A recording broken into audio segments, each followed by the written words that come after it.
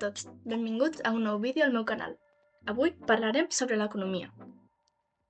L'economia es defineix com el conjunt d'activitats i recursos que composen la riquesa d'un grup humà.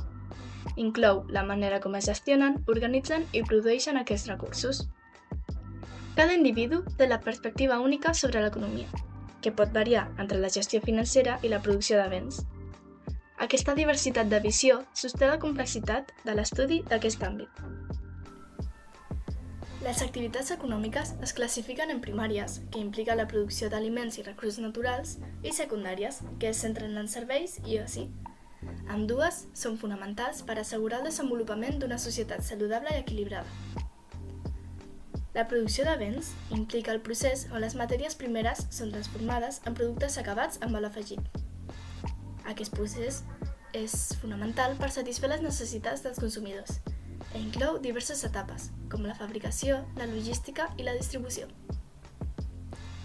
L'oferta de serveis consisteix en la presentació d'activitats que no generen béns materials, com l'educació, la sanitat o l'oci.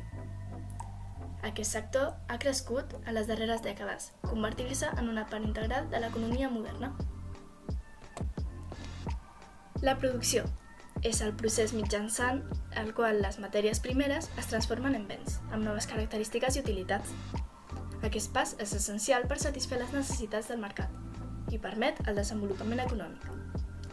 Un cop produïts, els béns necessiten ser distribuïts al consumidor. Això es realitza mitjançant les xarxes, que garanteixen que els productes arribin als punts de venda adequats, permetent la seva comercialització efectiva.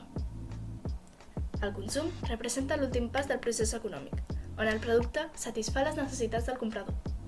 Això no només tanca el cercle econòmic, sinó també determina la demanda futura i l'oferta de productes al mercat.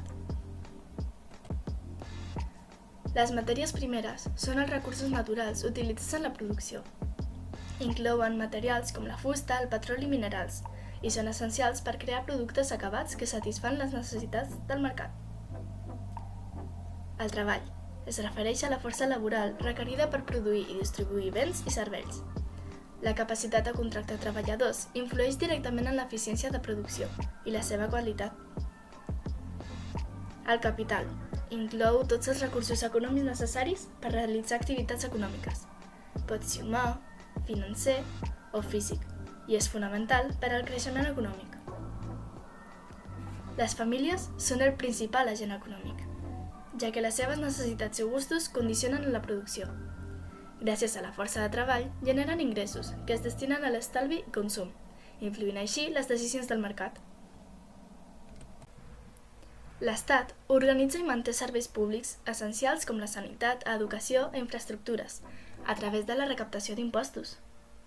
També pren decisions per estabilitzar l'economia i lluitar contra les desigualtats, influint en el benestar de la societat. Les empreses són les unitats de producció de béns i serveis, internacionalitzant els seus models de negoci i generant ocupació. Els seus objectius principals inclouen la maxificació de beneficis i la satisfacció de necessitats del mercat. I això ha estat l'últim. Espero que hagueu après alguna cosa nova i fins aviat. Adeu!